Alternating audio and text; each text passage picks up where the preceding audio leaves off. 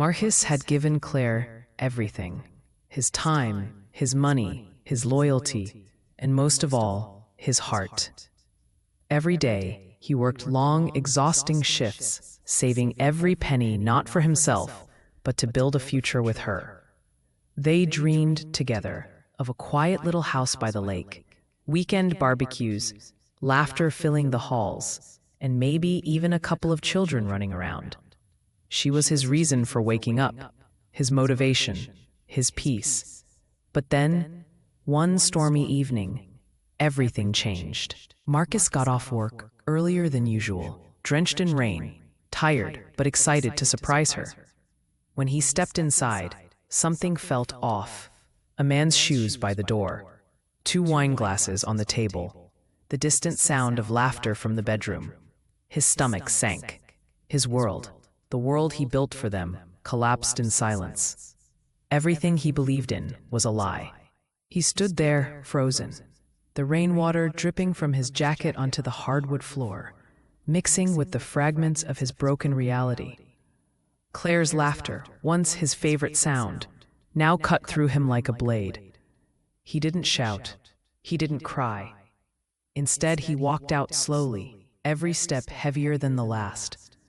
That night, he slept in his car, numb, staring at the ceiling, replaying every moment, every sacrifice, every lie. The next morning, he didn't go to work. He drove to the lake, the one they always talked about. He sat there for hours, watching the ripples, trying to understand how love could vanish without warning. He felt like a fool, not just for being cheated on, but for believing so deeply, for loving someone more than himself. It wasn't just heartbreak. It was betrayal at the core of his identity. For days, he disappeared from the world. No calls, no messages, just silence. His friends thought he needed space, but inside, he was unraveling. He deleted every photo, blocked every contact, but memories have no delete button. Every corner of his apartment whispered her name, the mug she used, the playlist they made, even the scent of her shampoo lingering on the pillow. It was all a battlefield. At night, he'd lie awake, staring at the ceiling, wondering if she ever truly loved him or if he was just a placeholder until something better came along. His confidence, once solid, was now scattered.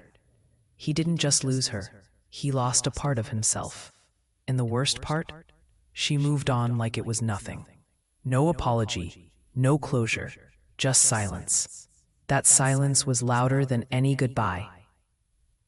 One day, he ran into her at the grocery store, a simple, ordinary place that suddenly felt like a trap. She looked different, happier, lighter. She smiled politely, as if they were nothing more than old classmates. His chest tightened. He managed a nod, but inside he was screaming. All those sleepless nights, all that pain, and she greeted him like a stranger. She didn't ask how he was. She didn't say she missed him. Just that awkward, casual smile, like none of it had mattered. When she walked away, he stood frozen in the cereal aisle, gripping the cart as if it was the only thing holding him up. It hit him then. She had already let go long before the breakup. He had been mourning someone who had stopped loving him, while still in his arms. That moment broke something in him. Weeks passed and the pain didn't soften, it evolved. What once felt like a sharp, constant sting turned into a dull, dragging weight. He tried distractions, scrolling endlessly on his phone, hanging out with people he barely connected with, even downloading dating apps he never used. But nothing filled the void she left. At night, his mind wandered to what she might be doing, laughing at someone else's jokes, waking up in someone else's arms. He wasn't jealous, not exactly. It was deeper than that. It was the feeling of being replaced, of realizing he was forgettable. He wasn't mourning her anymore. He was mourning the version of himself that existed when he was with her. That man who believed in forever, who felt seen, wanted, chosen. That man was gone now, and in his place stood someone he barely recognized, quiet, distant, and afraid to feel again. One evening, while walking home in the drizzle, he passed by a street musician playing a slow, haunting melody on a violin. Something in the music cracked him open. He stood there, soaked, letting the notes wash over him like rain on bare skin. And for the first time in weeks, he didn't push the pain away. He let it settle, let it live, let it speak. Because maybe healing wasn't about forgetting or replacing what was lost. Maybe it was about learning to carry it differently. That night, he deleted the dating apps, not out of anger or bitterness, but peace. He wasn't ready to move on yet, and that was okay. Grief, after all, wasn't a race. It was a quiet, unpredictable journey, and he was learning to walk it, one aching step at a time. Days turned into weeks, and though the pain lingered, it slowly shifted. He began noticing small joys again, a warm cup of coffee, a kind smile from a stranger, the laughter of children in the park. He started journaling, not to document his sadness, but to understand it. He wrote letters to her that he never intended to send. Through the words, he found pieces of himself he thought he'd lost. He reconnected with old friends, allowed himself to be vulnerable, and slowly opened up about his heartbreak. The walls he'd built around his heart began to crack, not from new love, but from his own courage to feel. Healing didn't come in a grand moment. It came in the quiet mornings, the late-night reflections, and the simple act of choosing to stay soft in a world that had hurt him. One evening, as he walked along a quiet street lined with amber-lit windows, he passed by a small bookshop. Something about its warmth drew him in. Inside, the scent of old paper and wood soothed him. He wandered between shelves until a single book caught his eye. It was a collection of letters written during wartime, filled with longing, courage, and deep human connection. He bought it without hesitation. That night, he read it cover to cover, and for the first time in a long while, he didn't cry out of sadness, but out of recognition. The stories mirrored his own pain, but also reminded him that grief and love often shared the same roots. That realization didn't erase the sorrow, but it gave it meaning. Pain, he thought, is not the enemy. It's the proof that we dared to love, and that's never a weakness. With a renewed sense of clarity, he began writing again, not for money, not for an audience, but for himself. Each morning, before the world woke up, he poured his thoughts into a journal. Sometimes the entries were just a sentence, other times pages long. He wrote about guilt, about what-ifs, about the weight of his father's final breath. But slowly, other things crept in. Memories of laughter, smells from his mother's kitchen, the first time he rode a bike without falling. His journal became a quiet place of balance. It didn't fix everything, but it reminded him that healing wasn't about erasing the past. It was about learning to live beside it. And with each word, he felt the ice around his grief begin to melt, drop by drop. Months passed. The world around him remained the same. No one noticed the quiet shift in his eyes, the way he paused longer before speaking, the way he looked up at the sky more often. But inside, something fundamental had changed. He no longer sought escape in noise or distraction. Instead, he embraced the silence, even welcomed it. His job became a tool, not a trap. He volunteered at a local shelter on weekends, something he'd never imagined himself doing. One rainy afternoon, he read aloud to an old man who reminded him of his father. The man smiled, eyes soft with memory, and for the first time in years, he felt peace that wasn't borrowed or artificial. It was real, earned. The healing hadn't come all at once. It had come like rain, quiet, persistent, and patient. He was not fixed, but he was no longer broken. One evening, while walking home, he passed by the same park bench where he once sat in despair. He paused. The air smelled like jasmine. A kid ran past him, laughing, his mother close behind. Life was moving, undeniably, unapologetically, and this time he didn't feel left behind. He sat on the bench, not out of exhaustion, but to honor what had been. He reached into his coat pocket and pulled out the crumpled note he'd kept all these years. "You're not alone." Not really. It had faded, the ink barely legible, but it still held weight. He no longer needed the words the way he once did, but he appreciated them.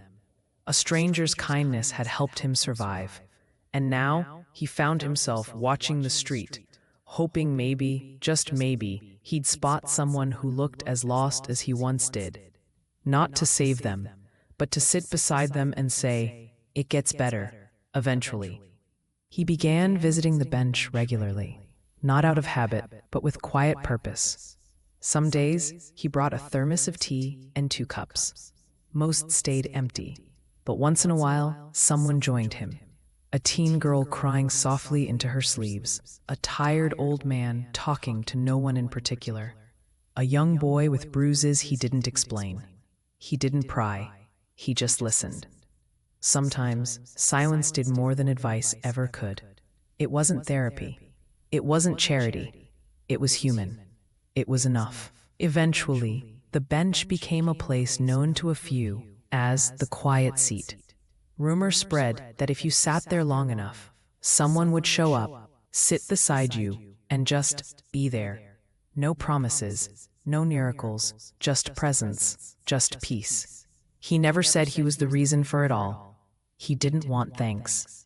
The bench had saved him once. Now, it was saving others, and that was enough.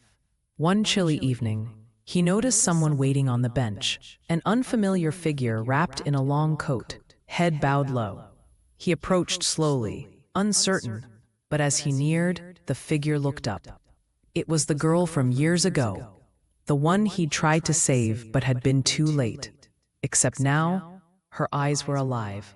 Older, yes. Weathered, maybe, but alive. She smiled faintly, as if to say, "I remember." He sat beside her without a word, heart pounding, unsure if he was dreaming. She pulled something from her coat pocket, a tiny origami crane, just like the ones he used to fold. "I started again," she whispered. "I help people now." For the first time in years, his throat tightened, not from grief, but from something softer. Healing. They sat in silence, 2 survivors of the same storm, watching the night stretch across the park like a blanket. Not lost, not poken, just quietly, wonderfully alive. They began meeting weekly, always on the same bench, always as the sun dipped low. Their conversations were gentle, unhurried, filled with the kind of understanding that doesn't need many words. He learned she now worked at a shelter for abused women. He told her he volunteered at a crisis hotline. Both had chosen to be what they once desperately needed, a lifeline. Over time, they started folding cranes together again, hundreds of them. They left them in hospitals, schools, even on buses. Tiny messengers of hope for strangers. It became their quiet mission. The city, which once felt too big and indifferent, now seemed filled with invisible threads, connections, possibilities. And though they never spoke of the past in full, it was there in every glance, every gesture, every origami bird they left behind. It no longer haunted them. It shaped them into people who knew how to stay. One rainy afternoon, as they sat under the park gazebo folding cranes from a soaked newspaper, she turned to him and asked softly, "Do you think people like us deserve happy endings?" He paused, watching the rain blur the world around them. Then, without hesitation, he replied, "We don't just deserve them. We build them, one piece at a time." She smiled, not the fragile smile of someone hoping, but the calm one of someone believing. In that moment, the years of silence, shame, and survival felt like distant echoes. They weren't healed in the dramatic cinematic way, but they were healing. In shared silence, folded paper, and the slow rebuilding of trust. When they parted that evening, he handed her a crane made from a bus ticket. "Next time," he said, "let's make one from a wedding invitation." She didn't laugh. She simply nodded, her eyes full of something neither of them had dared feel for years. Home. Months passed, and they kept meeting, quietly, without labels or promises. No one around them really noticed the change, but inside, both were rewriting their definitions of love. One Sunday morning, as they sat on the floor of his living room, surrounded by scattered cranes and half-sipped coffee, she reached into her bag and pulled out an envelope. No words, just a smile. He opened it, hands trembling slightly. It was a wedding invitation. Not theirs, but her cousin's. Still. It meant something. She was letting him in, introducing him to her world, trusting him not to disappear. That evening, they attended together. No one asked who he was. They didn't need to. Her fingers were looped through his. She laughed loudly, danced freely, and when they took a photo together, her arm around him felt like a declaration. Healing wasn't linear, but it was happening. In shared spaces, small risks, and quiet celebrations of simply showing up. The next few weeks were a mixture of warmth and unease. He began waking up with unfamiliar calm, finding joy in routines, her sleepy texts, their spontaneous dinner plans, her doodles left on his desk. But it scared him too. Vulnerability was no longer theoretical. It was her scent on his pillow, her toothbrush beside his, her quiet questions about where this was going. One night, while walking her home, she asked softly, "Are you afraid of loving me?" He stopped. Not because he didn't know the answer, but because he did. "Yes," he whispered, "because I'm not used to love staying." She touched his face gently. "Then let's build something that doesn't leave." That moment didn't solve everything. They still had fears, histories, scars. But it was a line drawn in the sand, a choice to move forward, even if with trembling steps. It was imperfect, but it was honest. And for the first time, honesty felt enough. Years later, he would remember that night, not for its drama, but for its quiet truth. Love hadn't arrived like a thunderstorm. It came like dawn, slow and undeniable. They built their life piece by piece. Shared Sunday mornings, silly arguments about which movie to watch, whispered dreams under cheap bed sheets. The pain didn't vanish, but it softened. It no longer dictated his choices. What defined him now wasn't the woman who left, but the one who stayed, and how he chose to stay with her every day. He no longer feared being alone because he had survived it, but he no longer feared being loved either. And in that balance, between solitude and connection, he found peace. Real quiet peace. Not the kind you chase, but the kind that grows when you stop running. Love, he realized, was never about not getting hurt. It was about knowing who's worth the healing. And this time, he healed forward, not backward.